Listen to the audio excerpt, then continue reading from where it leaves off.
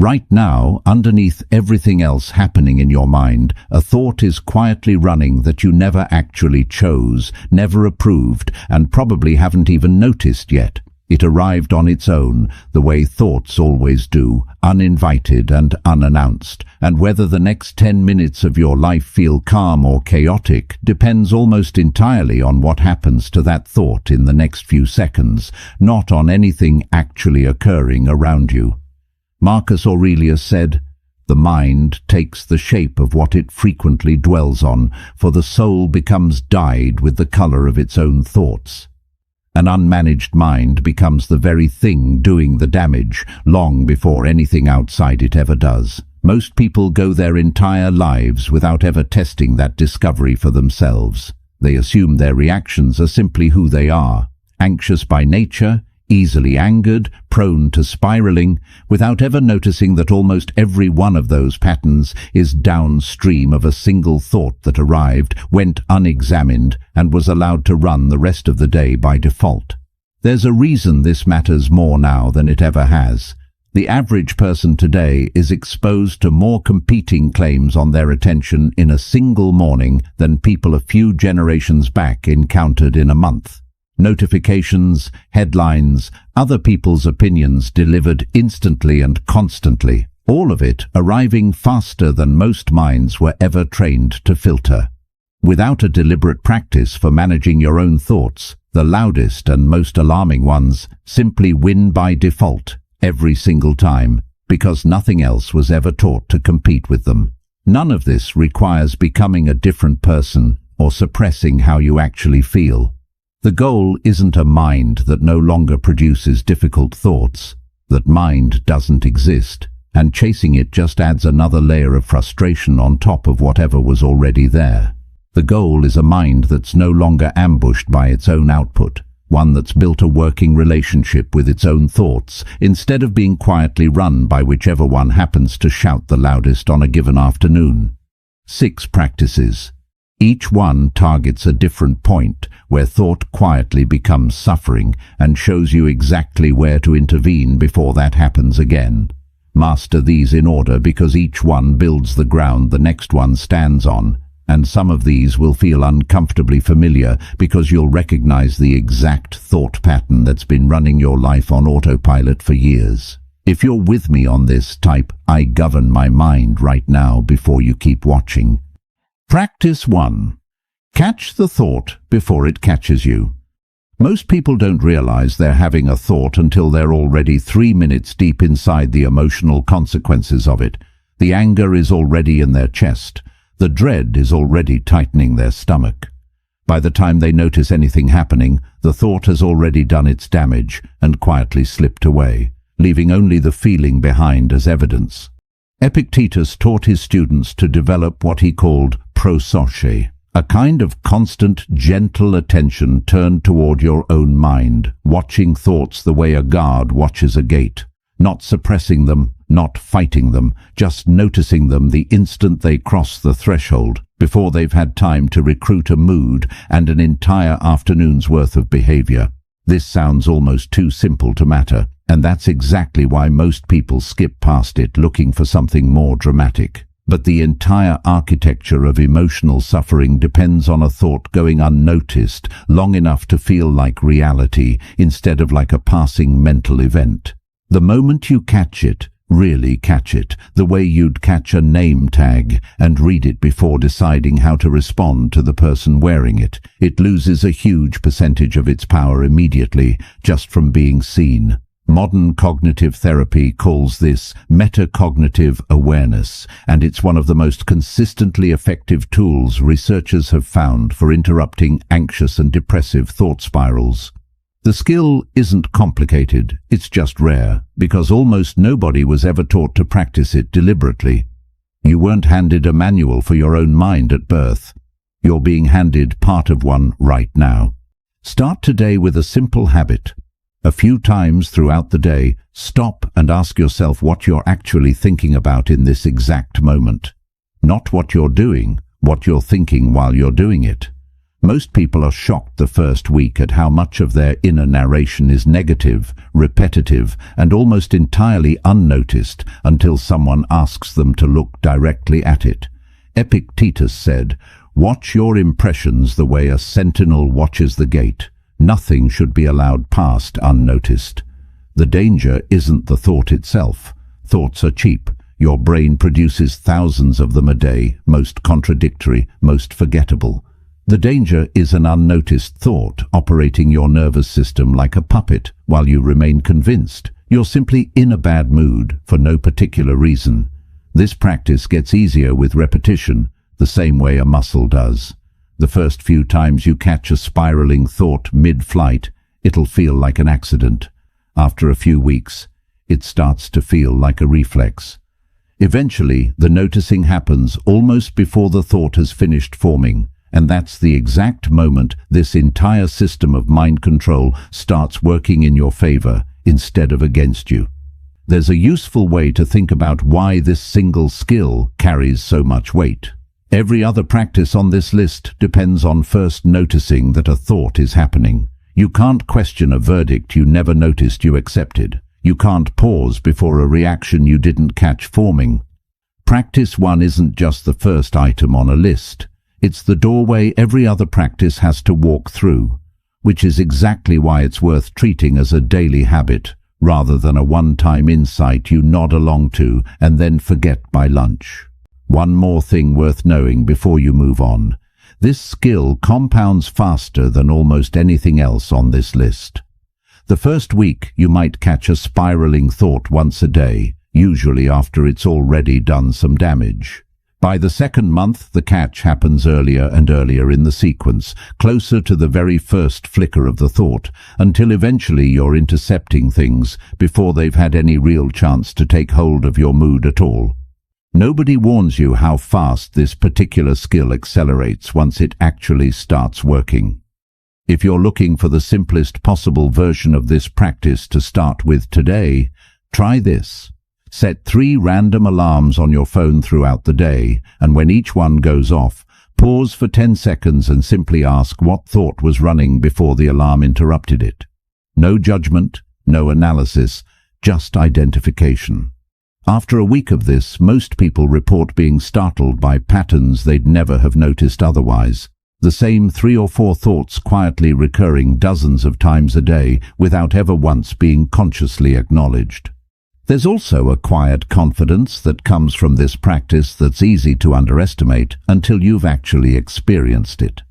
Once you trust that you can catch a difficult thought before it runs the show, a strange thing happens to your relationship with uncertainty in general. You stop needing every circumstance in your life to go perfectly because you've already proven to yourself repeatedly that you can meet whatever shows up in your own head without being knocked over by it. That kind of confidence isn't borrowed from good days. It's earned entirely from this one small, repeatable habit. Comment, "I catch my thoughts," if you just realized how much of your day runs on autopilot.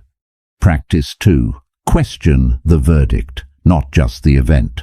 Something happens. Within half a second, your mind has already attached a verdict to it. This is a disaster. This means they don't respect me. This proves I'm not good enough. The event and the verdict arrive together so fast that most people never separate the two, and they spend the rest of the day reacting to the verdict as if it was simply a fact reported by reality itself. Epictetus drew the clearest line in ancient philosophy between these two things. He said, "It isn't events that disturb people, it's their judgments about events. Lose a sum of money, and the loss is one thing.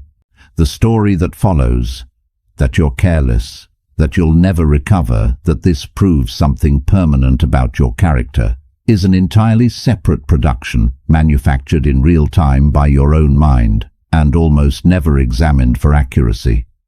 Marcus Aurelius said, "Take away the complaint. I have been harmed, and the harm itself is taken away." The practice here is deceptively simple. Every time you notice a strong emotional reaction, go back and find the verdict hiding underneath the event. Someone didn't respond to your message. The event is exactly that. No response yet. The verdict you probably attached without noticing might be, "They're angry with me," or "I said something wrong," or "This relationship is falling apart." None of those verdicts were actually delivered by reality. They were delivered by you to yourself in under a second, and accepted without a single cross-examination. Cognitive behavioral therapy was built almost entirely around this exact distinction, decades after Epictetus first described it in a Roman lecture hall. Therapists call it identifying the automatic thought, then testing it against the evidence. The Stoics called it examining your judgments. Different vocabulary, same operation, same liberating result once you actually practice it instead of just nodding along with the idea. This doesn't mean every negative interpretation is wrong. Sometimes the verdict turns out to be accurate. The goal isn't forced optimism, it's accuracy. You're not trying to convince yourself everything is fine. You're trying to stop accepting unexamined verdicts as established fact simply because they arrived quickly and felt convincing in the moment they showed up. This is precisely where most people get the practice wrong on their first attempt. They hear, "Question the verdict," and assume it means replacing every hard thought with a comfortable one, which usually just produces a different kind of dishonesty rather than any real clarity. The actual discipline is closer to cross-examination than to comfort. You're not the defense attorney trying to win the case for your own peace of mind. You're the judge asking both sides, the alarming verdict and the calmer alternative, to present their actual evidence before anything gets accepted as settled. Try this the next time a thought hits hard. Ask yourself what actually happened in one plain sentence with no adjectives. Then ask separately, what story did I just attach to that? Write both down if you can. Most people are startled by how thin the actual event looks once it's been peeled away from the dramatic narrative wrapped around it. This habit gets sharper with use, the same way a craftsman's eye gets sharper for flaws the longer they spend examining material. The first few times, separating event from verdict will feel slow and deliberate, almost like translating a foreign language one clumsy word at a time. Eventually it becomes nearly instant. The verdict shows up, and a quieter, faster part of your mind has already flagged it as unverified before the emotional reaction has fully built any momentum behind it. A useful test to apply once you've separated the two.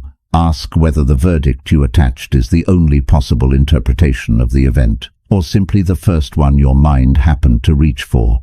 A friend cancels plans last minute. One verdict says they don't value the friendship. Another, equally plausible verdict says they're overwhelmed and barely keeping their own week together. Both explain the same fact. Only one of them was actually chosen by evidence rather than by habit, and most people never even notice there was a choice involved. This practice quietly reshapes far more than individual moments over time. People who consistently question their own verdicts tend to develop a kind of resilience that looks, from the outside, almost like nothing affects them. It isn't that nothing affects them. It's that fewer events get automatically promoted into catastrophic verdicts before being examined, which means far fewer ordinary moments ever get the chance to ruin an entire afternoon in the first place. There's a difference worth noting between questioning a verdict and dismissing a feeling. You're not telling yourself the disappointment isn't real or that the frustration doesn't matter. You're simply refusing to let an unexamined verdict, the kind that arrives fully formed and demands immediate belief, decide how big that real feeling is allowed to become or how long it's allowed to occupy the rest of your day uncontested. Drop "I question the verdict" in the comments if you just caught yourself treating an interpretation as a fact. Practice 3. Replace the story with the fact. The mind is a storyteller first and a recorder of reality second, which is a useful trait for surviving uncertainty and a dangerous one for staying emotionally stable. Give it a single ambiguous fact, and it will, within seconds, construct an entire narrative complete with motives, consequences, and a tidy moral about your own worth. Most of it invented, none of it verified, all of it felt as completely true the moment it's been written. A co-worker walks past without saying hello.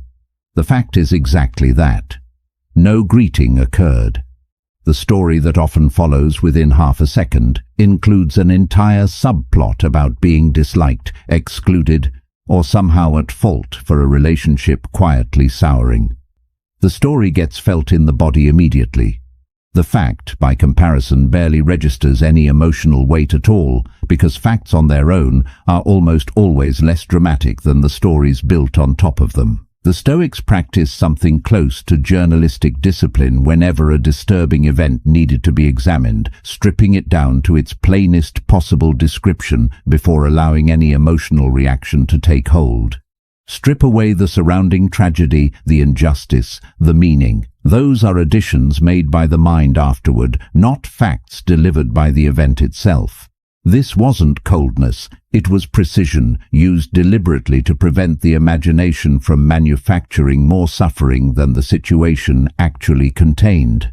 Epictetus said, "Don't explain a thing to yourself as worse than it actually is." That's precisely where suffering begins. The practice translates easily into daily life.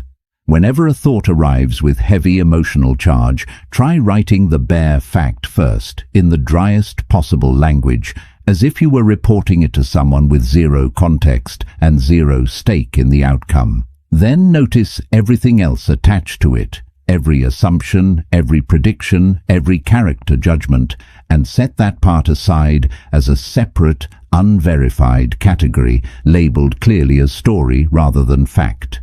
This single habit, practiced consistently, does something remarkable to a mind that's been running on unexamined narrative for years. It doesn't eliminate difficult emotions. It removes the unnecessary extra layer most people add on top of those emotions without realizing it, the layer built entirely from speculation dressed up as certainty. Relationships in particular suffer enormously from this confusion between fact and story. A partner comes home quieter than usual. The fact is simply that less talking than average tonight. The story that often follows, fully formed within seconds, might include suspicions about the relationship, assumptions about having done something wrong, or a quiet conviction that things are falling apart.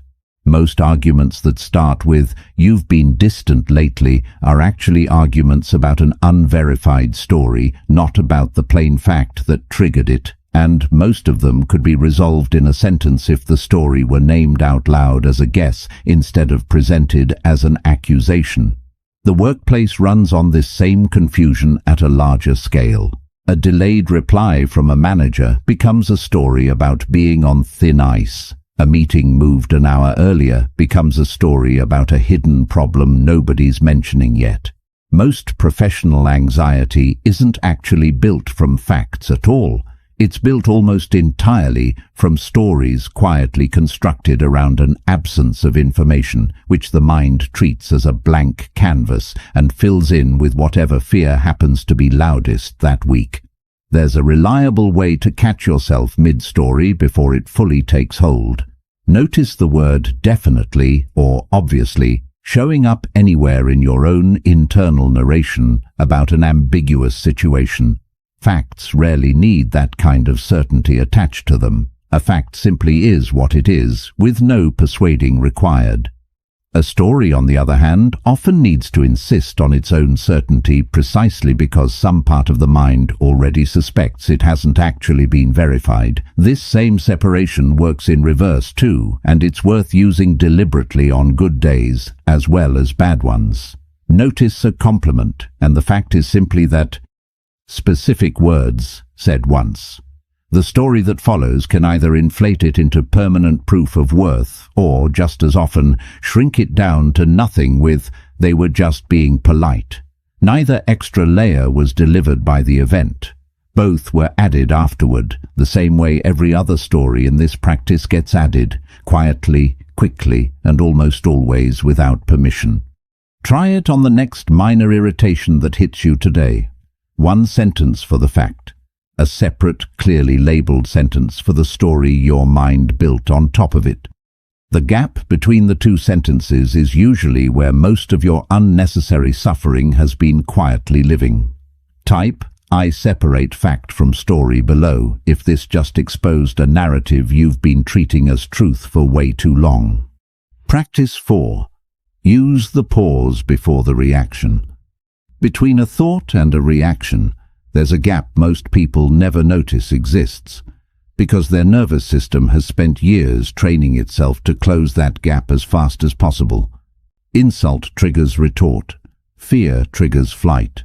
Disappointment triggers a sharp word that can't be taken back 5 seconds after it's already left the room.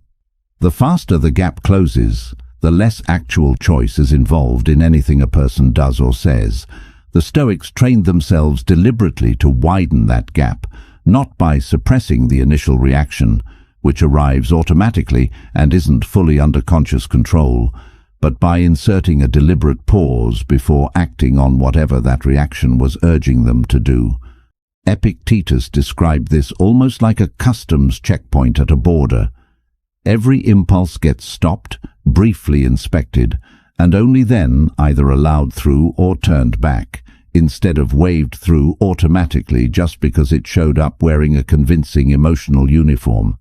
Seneca said, "The greatest remedy for anger is delay." This single habit alone, practiced consistently, prevents an enormous percentage of the regret most people accumulate over a lifetime. Nearly every message someone wishes they hadn't sent, every relationship damaged beyond easy repair, every decision made in a single overheated moment, traces back to a closed gap, a reaction allowed to act before it was ever actually examined. The pause doesn't need to be long to be effective. Even a handful of slow breaths, taken deliberately before responding to anything that triggered a strong reaction, is often enough to let the initial surge of adrenaline settle just enough for a more considered response to take over the controls. 3 seconds of silence has ended more arguments than any clever rebuttal ever has. This practice gets dramatically easier once you've already built the habit from practice 1, catching the thought as it arrives. You can't pause before a reaction you never noticed happening in the first place. The two practices work together, one feeding directly into the other, building a kind of internal early warning system that gets faster and more automatic the longer you keep training it. There's a physical dimension to this practice worth understanding, because it explains why a pause works even when willpower alone often fails. A strong emotional surge floods the body with chemicals that peak quickly and then begin to subside within roughly 90 seconds if nothing further feeds them. The pause isn't a trick of willpower fighting against the body. It's simply waiting out a chemical wave that was always going to pass on its own and choosing not to act while standing in the middle of it. This practice has an unglamorous but extremely practical version worth adopting immediately for anything written. Never send the message, the email, or the comment the same minute you wrote it while upset. Save it as a draft. Walk away for 10 minutes doing something physical and read it again before sending. The version of you who wrote it in the heat of the moment and the version of you who rereads it 10 minutes later are, for practical purposes, 2 different authors, and the second one is almost always the better editor of the first one's work. The pause also has a long-term effect that's easy to miss while you're focused only on the immediate situation. Every time you successfully pause instead of reacting, you're proving something to your own nervous system, that the urge, however intense it felt, didn't actually require instant obedience to survive. Over enough repetitions, the nervous system itself starts to calm down faster, expecting the pause rather than fighting against it, the same way a dog eventually stops barking at the doorbell once it learns the doorbell was never actually a threat in the first place. Try this the next time you feel the pull toward an instant reaction. Name the urge silently to yourself. This is the urge to snap back, or this is the urge to panic, and let 3 full breaths pass before you do anything else. The urge rarely disappears immediately. It just loses enough velocity that you, rather than the urge, get to decide what happens next. Comment, I pause before I react. If you can already think of a moment this week, this would have completely changed the outcome. Practice 5. Name it precisely, and it loses its grip. A vague feeling has far more power over you than a precisely named one, and almost nobody realizes how much of their daily suffering comes from refusing to do the simple work of naming what's actually happening inside them. I feel off can mean 100 different things, and because it means everything at once, it tends to color an entire day gray. I feel a tight, anxious knot about the meeting at 3 o'clock is a completely different experience to carry, even though it might be describing the exact same physical sensation. Marcus Aurelius practiced something close to clinical precision whenever a disturbing thought or feeling arrived. He'd strip away every vague, dramatic label the mind instinctively reached for, and force himself to describe the bare components underneath instead. Not, "This is a catastrophe," but specifically what muscles were tense, what exact prediction was running, what precise word was doing all the emotional damage. He treated imprecision itself as a kind of intellectual laziness that fear was depending on to stay large. Modern research on something called affect labeling backs this up almost exactly. Studies using brain imaging have found that simply naming an emotion accurately, putting 1 or 2 specific accurate words on it rather than leaving it as a vague cloud, measurably reduces activity in the brain's alarm centers within seconds. The mind seems to calm down slightly the instant it's given a clear label to work with, the same way a frightened child settles a little once someone says the word for what's actually scaring them instead of leaving it nameless in the dark. Marcus Aurelius said, "Strip away the legend that encrusts a thing and see it plainly for exactly what it is." Most people skip straight past naming and go directly to reacting, which is exactly backwards.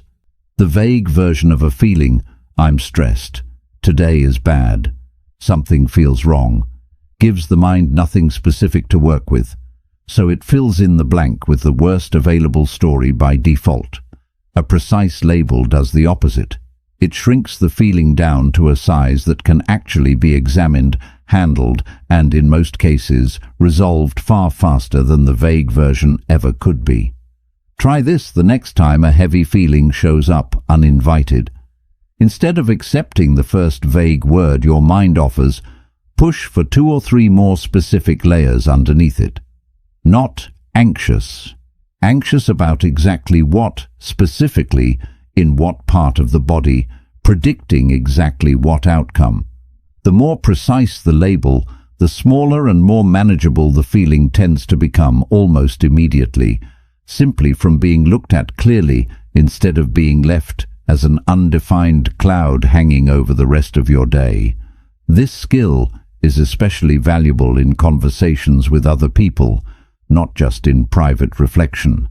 Telling someone, "I felt dismissed when you cut me off mid-sentence," lands completely differently than telling them, "You always make me feel bad," and it's far more likely to actually be heard because it gives the other person something specific to respond to instead of a vague accusation to defend against. Precision doesn't just calm your own mind, it tends to de-escalate the people around you as well. Build a small personal vocabulary for this over time. Most people only have a handful of words available for difficult feelings: stressed, anxious, upset, fine, and reach for the same one repeatedly regardless of what's actually happening underneath it. Spend a week deliberately reaching for more specific words instead: unsettled, depleted, on edge, disappointed, overstretched. The wider the vocabulary, the more precisely a feeling can be named, and the more precisely it's named, the faster it tends to lose its grip on the rest of your day. This practice also quietly improves something most people never think to connect it to: decision-making. A decision made while a feeling is still vague and unnamed tends to get colored entirely by that unnamed feeling, without anyone realizing it's happening. Name the feeling specifically first. I'm running on very little sleep and feeling impatient.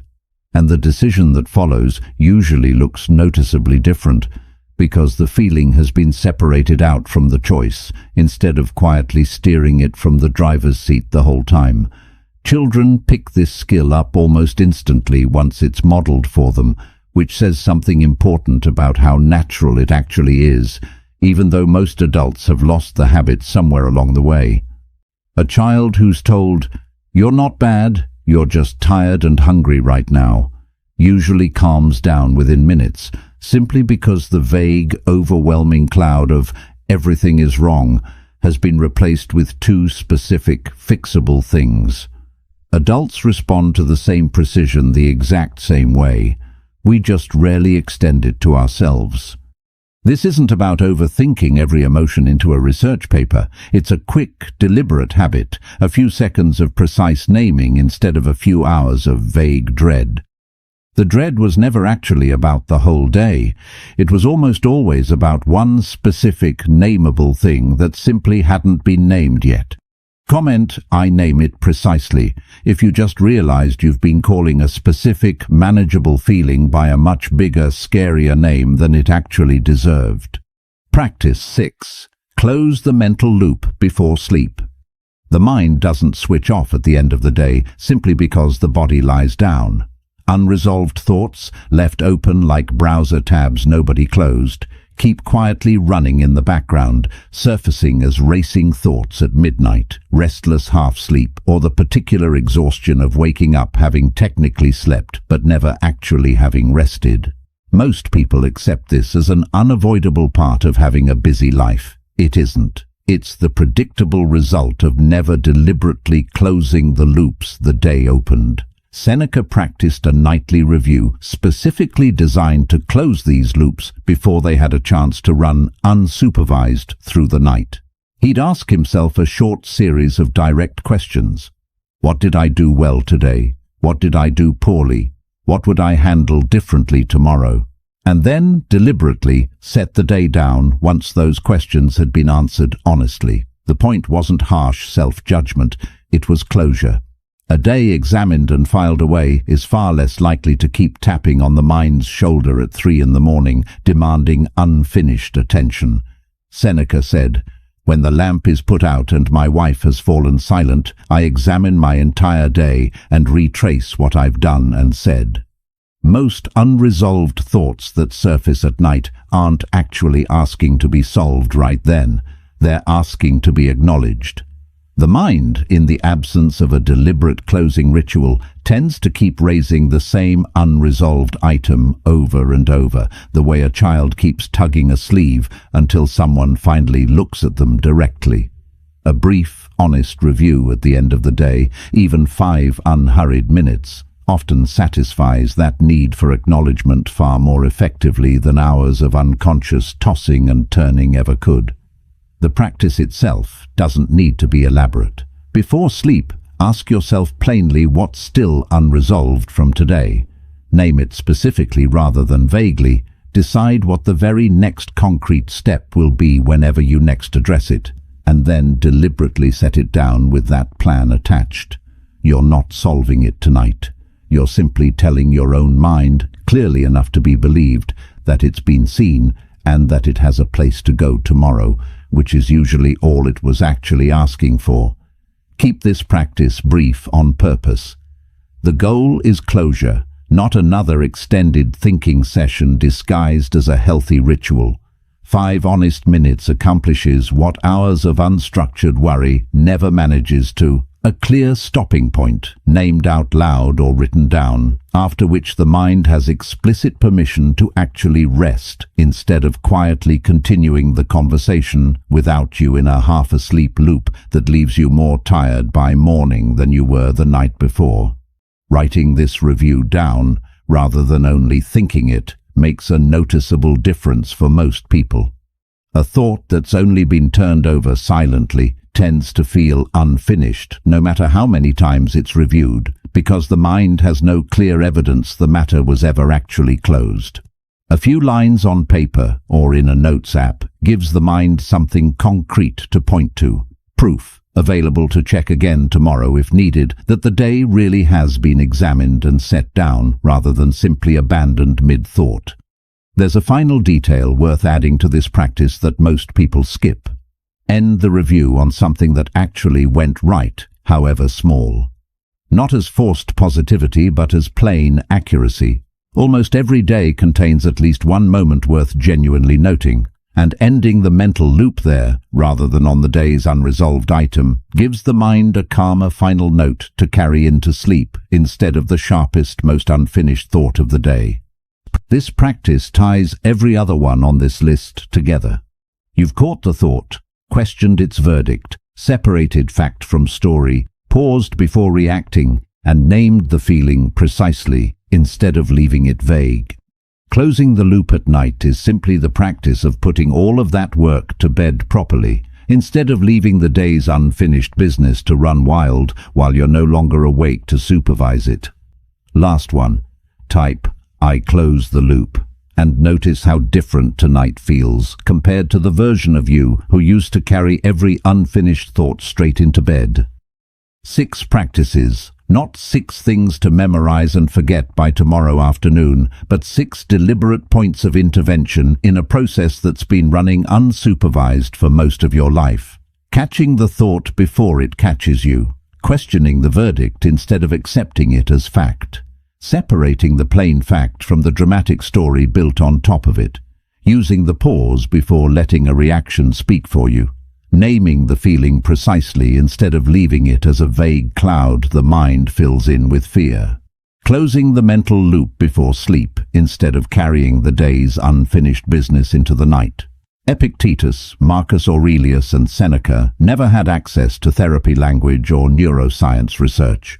What they had was repeated, deliberate practice and a level of internal discipline most people today have never had much reason to develop, because most people today have never been forced to discover where the actual edge of their own control begins and ends. You don't need a crisis to discover that edge. You can find it deliberately, starting today, one practice at a time, in moments that feel far smaller than philosophy. A frustrating email, a sleepless worry, an old grudge that's been running on a loop for years without your permission ever actually being asked for again. It's worth being honest about how this actually unfolds, because most people expect transformation and instead get something quieter and more useful. You won't wake up tomorrow with a completely different mind. What you'll likely notice first is something smaller. A single moment, maybe 3 or 4 days from now, where you catch yourself mid-spiral and think, almost with surprise, I don't have to follow this one. That single moment, repeated enough times across enough weeks, is the entire transformation. It just never announces itself as one while it's happening. Think back to how you felt at the very start of this video. Somewhere in the last several minutes, a thought arrived, got noticed, maybe got questioned, and might already be losing a little of the grip it had an hour ago. That's not a coincidence, and it's not a small thing. That's the entire system already beginning to work, in real time, before you've even finished watching the proof of how it operates. Pick one practice from this list, the one that stung the most while you were listening, and run it deliberately for the next 7 days before adding a second one. This isn't a list to master overnight. It's a discipline to build the same way every other form of strength gets built, slowly, repeatedly, until what once required effort simply becomes how your mind operates by default. There's no certification at the end of this, no finish line where the mind stops producing difficult thoughts altogether. Even Epictetus, with everything he understood, almost certainly still had moments where an unwanted thought arrived uninvited and tried to take the steering wheel. The difference a practice like this builds isn't the absence of difficult thoughts. It's the presence of a trained, reliable response waiting right there to meet them every single time, instead of being caught off guard the way most of the world still is. 6 practices built in the right order form something closer to a single reflex than 6 separate skills: notice, question, separate, pause, name, and close. Run the sequence enough times on small, low-stakes moments, and it'll already be running on its own the day a genuinely difficult one finally arrives. Years from now, the actual measure of this won't be how many of these 6 phrases you can recite. It'll be something far quieter: how differently an ordinary hard day actually feels to live through. Same difficult email, same disappointing news, same sleepless worry showing up uninvited at midnight. Completely different person on the receiving end of it, simply because that person spent real time training the gap between the thought and what gets to happen next. If this reached you exactly when you needed it, hit that like button, drop a comment below with the practice you're starting with today, and share this with the one person in your life who's still letting their thoughts run the entire show. Subscribe for more of this, and remember, the mind that learns to govern itself is the only mind that's ever truly free.